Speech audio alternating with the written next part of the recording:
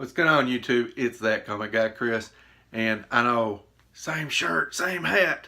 It's like I keep recording these one after another, and then I post them on different days to make it look like I'm making a ton of videos. It's alright. That's the dark side of YouTube. It's a lot of work. It's a lot of work. People think it's easy. It's a lot of work actually putting this stuff together. This is probably one of my easiest videos right here, just because I'm going to talk to you guys about some awesome signatures that I picked up from Lexington Comic-Con. And I promise this is the last video from Lexington. I kind of stretched them out as much as I could, but this is it. I only got 2 different people to sign books for me. Got Greg Capullo, and I got Jim Shooter. So let's start with the books we got from Capullo, I'm sorry. I didn't have a lot from him. I don't have, my newer stuff, I'm going to be honest, I buy it in trade paperback.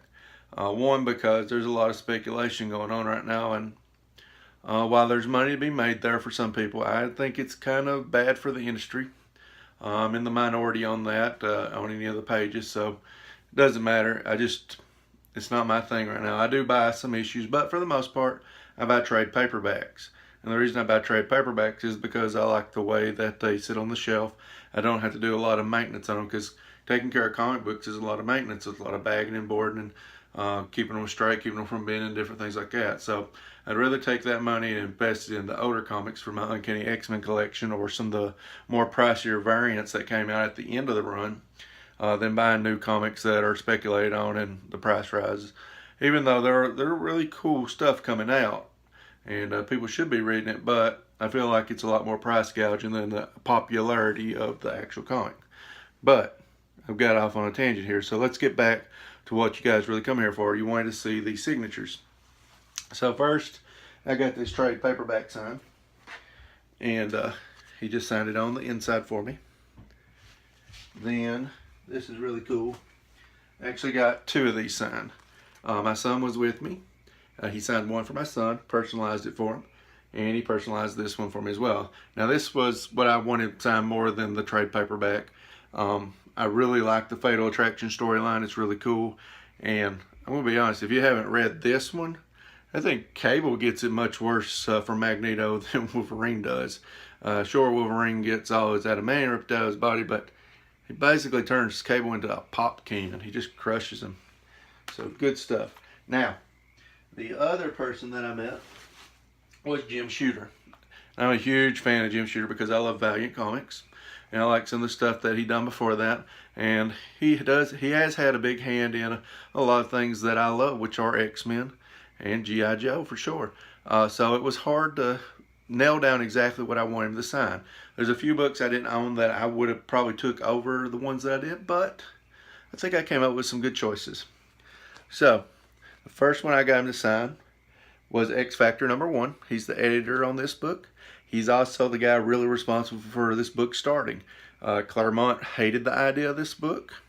He wrote a completely different script once he found out about it, but Shooter went ahead and went with this one. I can really see Chris's point on it, but you know, I've read most of the X Factor stuff. It's pretty good. I enjoyed it. Especially, we'll get Archangel in this series.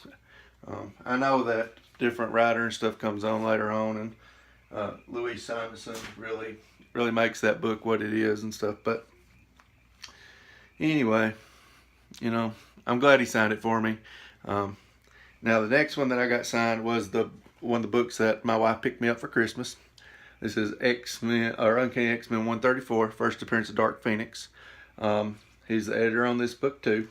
He signed it for Chris up here. So I got that. And this, hopefully I can find Chris Claremont to sign it, because I definitely want his signature on it too. And especially because it's the one my wife got me. This one will always stay with me. It's never going anywhere. It's going in the casket with me later on. Now, my favorite Valiant book is this, Harbinger #1. This one has the coupon in it. I bought it. It was already signed by David Lapham. So now it's got Shooter on there.